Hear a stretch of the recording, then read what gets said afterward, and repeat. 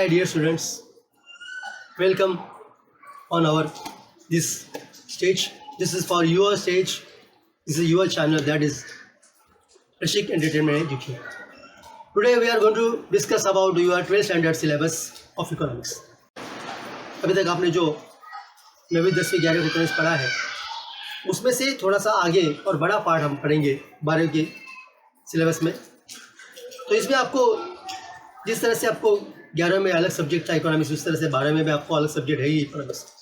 तो इसमें आपको 1 से 10 उन्होंने चैप्टर दिए हैं। फर्स्ट चैप्टर उन्होंने दिया है आपका माइक्रो एंड मैक्रो इकोनॉमिक्स के बारे में, बाद में यूटिलिटी एनालिसिस है, बाद में डिमांड एनालिसिस है। डिमांड एनालिसिस को पार्ट ए पार्ट बी कर दिया है, तो वो है आपका इलास्टिसिटी ऑफ डिमांड। बाद में उन्होंने आपको सप्लाई एनालिसिस दिया है। 4th चैप्टर 5th चैप्टर आपको दिया है forms of market, then index numbers, बाद में नेशनल इनकम, बाद में public finance in India and money market and capital market in India, उसके बारे में है। और लास्ट चैप्टर जो है आपका है वो फॉरेन ट्रेड ऑफ इंडिया।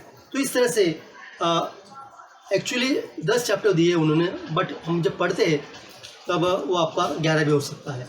तो इस तरह से डिमांड को ध्यान में रखकर उन्होंने पार्ट फर्स्ट पार्ट सेकंड किया है, वो एक ही चैप्टर उन्होंने 2 पार्ट में डिवाइड किया है। तो इस तरह से ये जो सिलेबस है 12वीं का, अब हम उसको डीपली पढ़ने की समझने की कोशिश की। Dear students, first chapter is a introduction to micro economics and macro economics. नाम से पता चलता है कि इस चैप्टर में micro economics and macro economics का परिचय दिया है।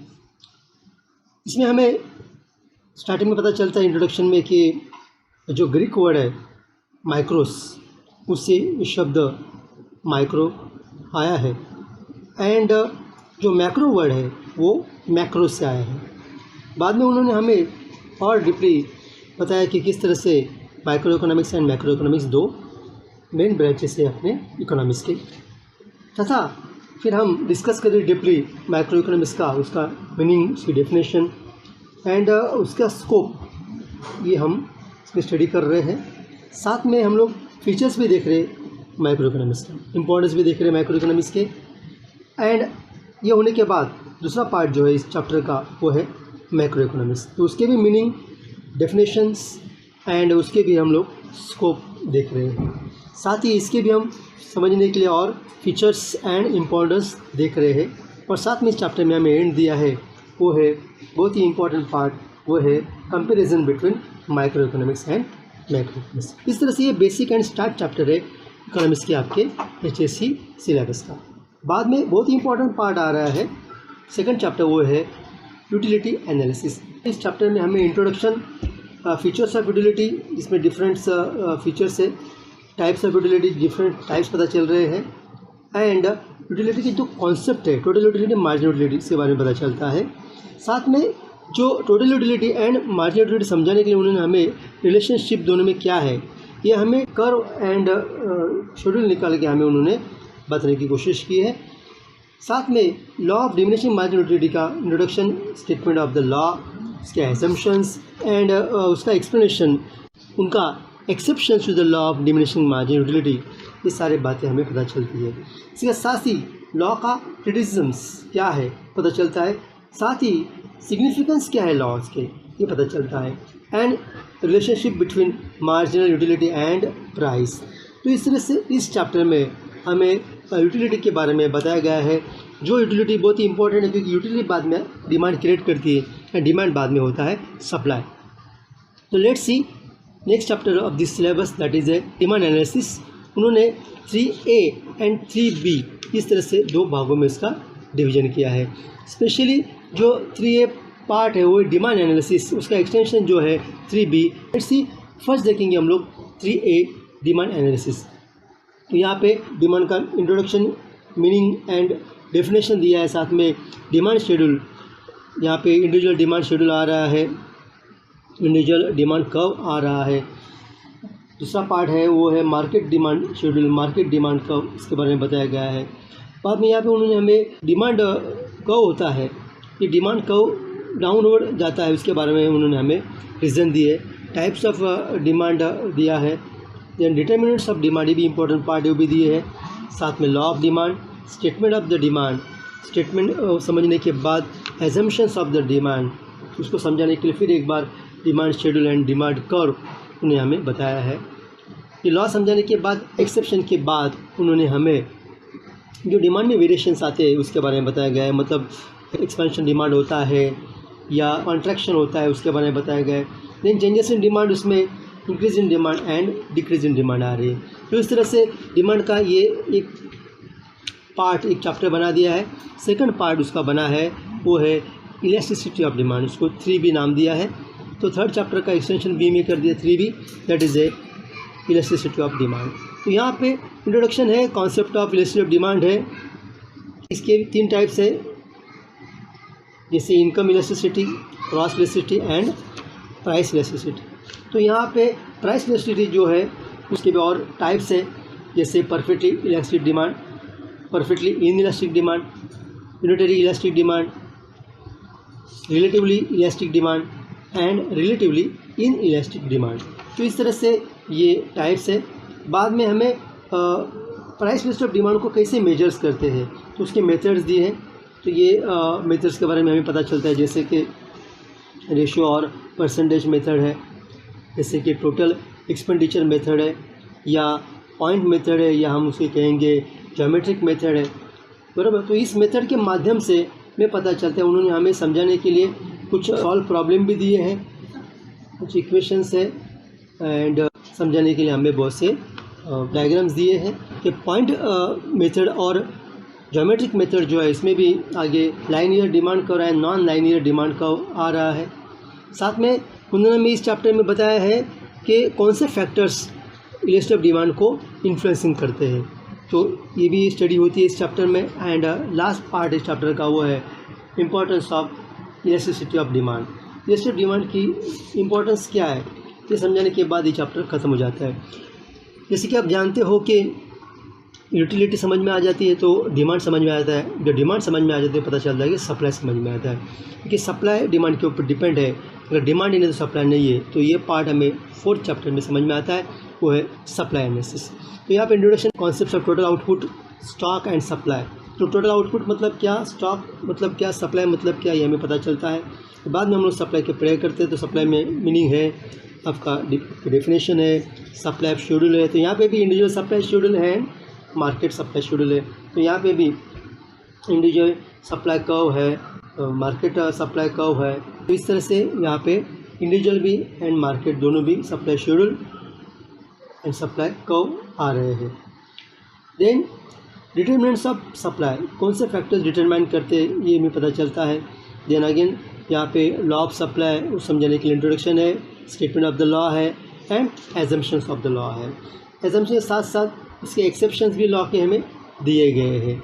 तो इस तरह से ये लॉ ऑफ सप्लाई का हमें पार्ट उन्होंने बताया है। इसमें इस चैप्टर के एंड में वेरिएशन इन सप्लाई, जैसे एक्सपेंशन ऑफ सप्लाई होता है या कॉन्ट्रैक्शन ऑफ सप्लाई होता है, उस तरह से यहाँ पे चेंजेस इन सप्लाई भी होती है। चेंजेस सप्लाई में increase in supply and decrease in supply होती है। तो इस तरह से ये जो 2 पार्ट है सप्लाई के, मतलब जो अप डाउन हो रहा है, variation in supply and changes in supply, ये हमें पता चलता है। बाद में उन्होंने इस चैप्टर में हमें और कुछ बातें दी है, जैसे कि कुछ कॉन्सेप्ट दिए हैं, कॉस्ट है, रेवेन्यू है। तो कॉस्ट में भी टोटल कॉस्ट है, एवरेज कॉस्ट है एंड मार्जिनल कॉस्ट है, एंड रेवेन्यू में भी वही है, total revenue, average revenue and marginal revenue. इस तरह से इस चैप्टर में हमें ये बातों का पता चलता है। इसके आगे का 5th चैप्टर है, वो चैप्टर है फॉर्म्स ऑफ मार्केट। तो यहाँ पे मार्केट मतलब क्या, उसकी डेफिनेशन क्या, मार्केट की क्लासिफिकेशन है।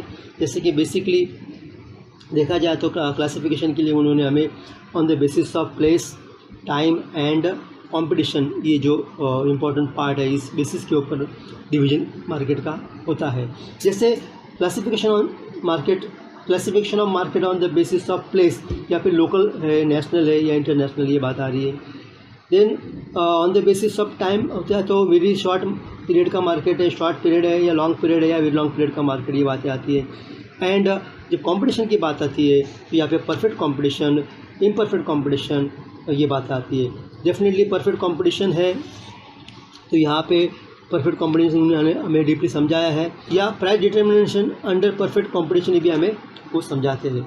उसके बाद जो कॉम्पिटिशन का जो दूसरा पार्ट है, बी पार्ट है, वो है इम्परफेक्ट कॉम्पिटिशन। इम्परफेक्ट कॉम्पिटिशन में वो बताते हैं कि इसकी भी टाइप्स है, जैसे कि मोनोपोली है, ओलिगोपोली है एंड मोनोपोलिस्टिक कॉम्पिटिशन। तो डेफिनेटली ये जब मोनोपोली की बात आती है तो इसके भी टाइप्स आ जाते हैं, टाइप्स ऑफ मोनोपोली। ओके, तो इस तरह से ये इस चैप्टर में ये जो मार्केट का बहुत ही इम्पोर्टेंट पार्ट हमें उन्होंने समझने की कोशिश की, बहुत ही अच्छा पार्ट उन्होंने कवर किया है। उसके साथ नेक्स्ट चैप्टर जो आता है वो इंडेक्स नंबर। तो यहाँ पे उन्होंने हमें इंडेक्स नंबर समझाने के लिए इसकी डेफिनेशन दिए हैं, उसके फीचर्स दिए हैं इंडेक्स नंबर्स के। देन इंडेक्स नंबर्स के टाइप्स है, different types of index numbers है, तो वो हमें दिए हैं। Then significance of index number in economics के बारे में है। Then construction of index number, इसके बारे में उन्होंने हमें बताया है। देन साथ में उन्होंने हमें methods of constructing index number के बारे में बताया। यहाँ पे दो मेथड्स है स्पेशली, वो है सिंपल इंडेक्स नंबर एंड दूसरा है वेटेज इंडेक्स नंबर। तो इसके बारे में उन्होंने बताया है। सिंपल इंडेक्स नंबर में और प्राइस इंडेक्स नंबर है, quantity index number and value index number है। ये समझाने के लिए उन्होंने हमें साथ में कुछ प्रॉब्लम भी सॉल्व करके दिए हैं। तो इस तरह से सिंपल इंडेक्स नंबर इस मेथड से हम आगे बढ़ते हैं। बाद में हम लोग जो वेटेड इंडेक्स नंबर जाते हैं तो यहाँ पे Laspeyres price index number and Paasche's price index number, तो ये दोनों के उन्होंने हमें एग्जांपल्स दिए, ये टेक्निक दी गई है। तो यहाँ पे ये इंडेक्स नंबर के बारे में पता चलता है। साथ में उन्होंने हमें लिमिटेशंस ऑफ इंडेक्स नंबर भी समझाने की कोशिश की। तो इस तरह से इंडेक्स नंबर का ये चैप्टर उन्होंने क्या किया है, हमें समझाया है। तो ये सब बातें हम जब डीपली पढ़ाई करेंगे तब आपको और अच्छी तरह समझ में आ जाएगी। उसके बाद जो नेक्स्ट चैप्टर है वो बहुत ही इंपॉर्टेंट चैप्टर है, वो है हमारे देश का, मतलब हमारा नेशनल इनकम। तो यहाँ पे समझाने के लिए हमें इंट्रोडक्शन दिया है, मीनिंग दिया है एंड डेफिनेशंस दिया है नेशनल इनकम के। तो इसके बाद हमें फीचर्स ऑफ नेशनल इनकम दिए हैं। In circular flow of national income, किस तरह से सर्कुलर होता है उसके बारे में उन्होंने हमें बताया है। साथ में नेशनल इनकम के जो डिफरेंट कॉन्सेप्ट्स है, जैसे जीडीपी है, एनडीपी है, जीएनपी है, एनएनपी है। जीडीपी मतलब ग्रॉस डोमेस्टिक प्रोडक्ट, एनडीपी मतलब नेट डोमेस्टिक प्रोडक्ट, जीएनपी मतलब gross national product and NNP मतलब नेट नेशनल प्रोडक्ट। इसके बारे में हमें पता चलता है। तो ये डिफरेंट कॉन्सेप्ट है अपने नेशनल इनकम के। तो साथ में उन्होंने हमें बताया कि methods of measurement of national income. तो 3 मेथड्स है यहाँ पे मेजरमेंट करने की, एक आउटपुट मेथड, दूसरा है इनकम मेथड एंड तीसरा है आपका एक्सपेंडिचर मेथड। तो इसके बारे में भी उन्होंने हमें बताया कि किस तरह से ये मेथड मेजरमेंट के लिए काम आते हैं। तो इसके साथ साथ उन्होंने हमें बताया कि क्या डिफ़िकल्टीज़ है, difficulties in the measurement of national income. National income measure करते समय क्या डिफ़िकल्टी है। तो स्पेशली 2 डिफ़िकल्टी यहाँ पे नज़र आती है। एक है डेफिनेटली वो थ्योरेटिकल डिफ़िकल्टी, उसको बोलते हैं कॉन्सेप्चुअल डिफ़िकल्टीज़, एंड सेकंड जो होती है वो प्रैक्टिकल डिफ़िकल्टीज होती है, उसको बोलते हैं स्टैटिस्टिकल डिफ़िकल्टीज़। ये डिफ़िकल्टीज़ के बारे में भी हमें इस बारे में पता चलता है। बाद में लास्ट पार्ट दिया उन्होंने importance of national income. National income की ज़रूरत क्या है, तो कौन से पॉइंट है वो शो कर रहे हैं नेशनल इनकम की ज़रूरत है, हमें इस चैप्टर में समझ में आते हैं। तो इस तरह से नेशनल इनकम पार्ट उन्होंने इस चैप्टर में कवर किया है। दूसरा ये अनदर इम्पोर्टेंट पार्ट है, वो है आपका public finance in India. Public finance in India ये भी बहुत ही इम्पोर्टेंट पार्ट है, क्योंकि ये एक्चुअली देखा जाएगा तो पब्लिक फाइनेंस ये हमारे इकोनॉमिक्स की ओल्ड ब्रांचेस हैं। ओके, तो यहाँ पे जो क्या रोल है गवर्नमेंट का, इसके बारे में हमें पता चलता है। तो इस समय हमें उन्होंने पब्लिक फाइनेंस का नेचर क्या है, इसकी मीनिंग क्या है, इसके डेफिनेशंस क्या है, ये हमने दिए हैं। साथ में उन्होंने हमें एक डिफरेंस बिटवीन दिया है public finance and private finance. तो चार्ट दिया है, बहुत ही इंपॉर्टेंट चार्ट है, उसको भी हम लोग बाद में डिस्कस करेंगे। बाद में अनदर इम्पोर्टेंट पार्ट दिया कि स्ट्रक्चर ऑफ पब्लिक फाइनेंस। जो पब्लिक फाइनेंस का स्ट्रक्चर है वो उन्होंने हमें बताने की कोशिश की है। यहाँ पे public expenditure, public revenue, public debt, fiscal policy and financial administration, इस तरह से उन्होंने ये जो स्ट्रक्चर है पब्लिक फाइनेंस का वो हमें समझाने की कोशिश की है। तो डेफिनेटली ये जो पार्ट है ये पार्ट हमें बहुत ही इम्पोर्टेंट एंड यूज़फुल साबित होगा एंड बहुत ही यूज़फुल है। तो यहाँ पे पब्लिक एक्सपेंडिचर जो है, तो पब्लिक एक्सपेंडिचर को उन्होंने फिर हमको समझाने के लिए फिर एक बार उसका क्लासिफिकेशन किया है। जो रिवेन्यू एक्सपेंडिचर है, कैपिटल एक्सपेंडिचर है, डेवलपमेंटल एक्सपेंडिचर है, नॉन डेवलपमेंट एक्सपेंडिचर है। देन उन्होंने हमें reason for growth in public expenditure उन्होंने रीज़न भी बताया है। देन हमें पब्लिक एक्सपेंडिचर के बाद जो सेकंड पार्ट आ रहा है वो है पब्लिक रिवेन्यू। पब्लिक रिवेन्यू के दो सोर्सेस है, एक टैक्सेस है, दूसरा नॉन टैक्सेस रिवेन्यू सोर्स है। तो टैक्स में आपको सबको पता है कि टैक्स के भी डिफरेंट टाइप्स होते हैं, जैसे कि डायरेक्ट टैक्स है, इनडायरेक्ट टैक्स है। And non tax revenue sources जो है, जो फीस होती है, the prices of public goods and services होते हैं, स्पेशल असेसमेंट होती है, फाइन्स एंड पेनल्टीज़ होते हैं, गिफ्ट्स, ग्रांट्स एंड डोनेशंस होते हैं, स्पेशल लेवीज़ होती है, कुछ बोरोइंग्स भी होते हैं। तो इस माध्यम से हम लोग non tax revenue sources government create करती है। साथ में हमारा थर्ड जो पार्ट है इस स्ट्रक्चर का, इस पब्लिक फाइनेंस का, वो है हमारा पब्लिक डेट्स। तो इसमें यहाँ पे इंटरनल डेट होते हैं, एक्सटर्नल डेट होते हैं। ये समझने के बाद उन्होंने हमें फोर्थ पार्ट दिया है समझाने के लिए, वो फिस्कल पॉलिसी। फिफ्थ पार्ट दिया है वो फाइनेंशियल एडमिनिस्ट्रेशन। एंड साथ में उन्होंने हमें एक महत्वपूर्ण बात बताई है, वो है आपका अपने देश का बजट, गवर्नमेंट बजट। बजट होते हैं, ये सेंट्रल बजट प्रोविजंस होते हैं, ये revenue budget and capital budget, इन दोनों में क्या होते हैं, डिवाइड होते हैं। तो इसके साथ साथ उन्होंने बताया किस तरह से टाइप्स ऑफ बजट होते हैं, जैसे कि कोई बैलेंस बजट है, कभी सरप्लस बजट है, तो कभी डिफिसिट बजट है। एंड इस बजट का इम्पोर्टेंस क्या है, ये भी चैप्टर में हमें बताया है। तो इस तरह से ये एक बहुत ही इम्पोर्टेंट महत्वपूर्ण चैप्टर हमारे स्टैंडर्ड 12वीं के लिए उन्होंने हमें दिया है। देन नेक्स्ट चैप्टर जो है वो हमें 9वां चैप्टर है, वो है money market and capital market in India. तो डेफिनेटली जो इंडियन फाइनेंशियल सिस्टम जो है, इसके बारे में हमें ये चैप्टर बताता है।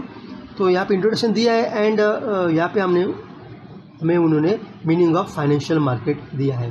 तो जो फाइनेंशियल मार्केट जो है, वो ये फाइनेंशियल मार्केट जो दो पार्ट में डिवाइड है, एक है आपका मनी मार्केट एंड दूसरा है आपका कैपिटल मार्केट। ओके, तो इस तरह से इस चैप्टर में हमें money market and capital market के बारे में डीपली जानकारी मिलती है।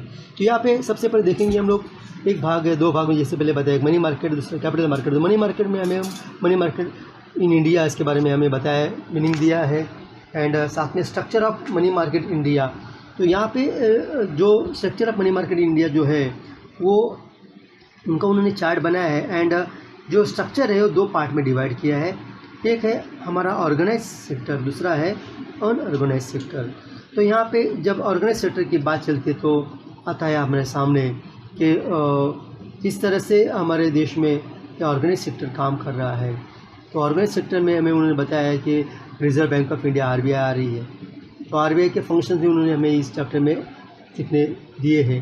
साथ में उन्होंने हमें RBI को समझने के बाद जो हमारा ऑर्गेनाइज सेक्टर का दूसरा पार्ट है वो है कमर्शियल बैंक। तो कमर्शियल बैंक क्या है, उसके हमें डेफिनेशंस एंड उसके फंक्शंस भी हमें यहाँ पे दिए हैं। बाद में हमारा जो तीसरा पार्ट है वो है अपना cooperative banks. Then development financial institutions, ये डेवलपमेंट फाइनेंशियल इंस्टीट्यूशन को DFIs कहते हैं, इसके बारे में बताया गया है। एंड नेक्स्ट पार्ट जो हमारा है ऑर्गेनाइज सेक्टर में का, वो है discount and finance house of India. Organise sector में इस तरह से RBI, commercial banks, cooperative banks, development financial institutions and discount and finance house of India ये आता है। बाद में जो दूसरा पार्ट है स्ट्रक्चर का, वो है आपका हमारा अनऑर्गेनाइज सेक्टर। अनऑर्गेनाइज सेक्टर में indigenous bankers, money lenders and unregulated non bank financial intermediaries आते हैं। तो इसके बाद role of money market in India. Then problems of the Indian money market, क्या प्रॉब्लम्स है, problems of the Indian money market, ये बात आती है। तो यहाँ पे reforms introduce in the money market. तो ये भी हमें सीखने मिलता है। देन ये हुआ पार्ट मनी मार्केट का। इस चैप्टर का जो दूसरा पार्ट है वो है कैपिटल मार्केट इन इंडिया। तो यहाँ पे कैपिटल मार्केट इन इंडिया के बारे में मीनिंग एंड उसका भी स्ट्रक्चर दिया है कैपिटल मार्केट का। यहाँ पे जो अपना इंडियन कैपिटल मार्केट है उसके बारे में हम लोग चर्चा करते हैं। यहाँ पे गवर्नमेंट सिक्योरिटीज़ है, इंडस्ट्रियल सिक्योरिटीज़ मार्केट है, जैसे न्यू इशू मार्केट होगा या ओल्ड इशू मार्केट होगा। देन डेवलपमेंट फाइनेंशियल इंस्टीट्यूशंस है एंड फाइनेंशियल इंटरमीडियरीज है। तो ये सब हमारे कैपिटल मार्केट में आ जाते हैं। तो इसके साथ साथ उन्होंने हमें role of capital market in India समझाया है and problems of the capital market ये भी दिए हैं। साथ ही साथ reforms introduce in the capital market, ये बात भी यहाँ पे कवर हो रही है। तो इस तरह से ये एक बहुत ही इम्पोर्टेंट पार्ट उन्होंने हमें बताया है कि किस तरह से money market and capital market अपने इंडिया का है। लास्ट चैप्टर आ रहा है सिलेबस का, वो है फॉरेन ट्रेड ऑफ इंडिया। जैसे कि आप जानते हो कि दो तरह के ट्रेड होते हैं, एक होता है internal trade and external trade.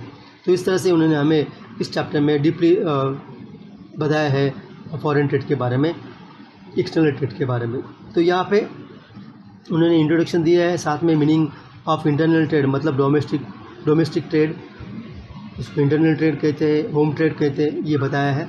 और बाद में डीपली चर्चा कर रहे हैं हम लोग इस चैप्टर में फॉरेन ट्रेड की। तो मीनिंग ऑफ फॉरेन ट्रेड है, इसकी डेफिनेशन है and types of foreign trade है। जैसे आप जानते हो कि इंपोर्ट, एक्सपोर्ट एंड इंटरपोर्ट, ये 3 टाइप्स हैं। तो यहाँ पे फॉरेन ट्रेड का रोल क्या है ये भी हमें समझने मिलता है। Then composition and direction of India's foreign trade, इसके बारे में हमें इस चैप्टर में पता चलता है। इसके साथ साथ उन्होंने हमें रिसेंट ट्रेंड्स इन एक्सपोर्ट क्या है, देन ट्रेंड्स इन इंपोर्ट्स ये भी बताया गया उन्होंने। Then concept of balance of payment and last में उन्होंने बताया हमें कि बैलेंस ऑफ ट्रेड। तो इस तरह से ट्रेड का एक एक्सपोर्ट ट्रेड या ट्रेड का एक फॉरेन ट्रेड ऑफ इंडिया, ये पार्ट इस चैप्टर में है। तो इस तरह से हमारा ये 12वीं का सिलेबस है। आपको डेफिनेटली ये सिलेबस हमने जस्ट चर्चा की है, बहुत ही कम समय में, बहुत ही स्पीड में हमने इसको कवर करने की कोशिश की है। डेफिनेटली हम लोग तो ये तो जैसे हमने हमारा परिचय हो सब्जेक्ट के बारे में, इसलिए हम लोग ने ये आज का सेशन लिया है। जो 12वीं के विद्यार्थी हो या 11वीं के विद्यार्थी हो, या आप लोग इससे जुड़े रहो, क्योंकि अभी जो नेक्स्ट सेशन आ रहा है वो हम लोग इस हर सिलेबस के चैप्टर को हम लोग समझने की कोशिश करेंगे, चैप्टर वाइज जाने वाले हैं।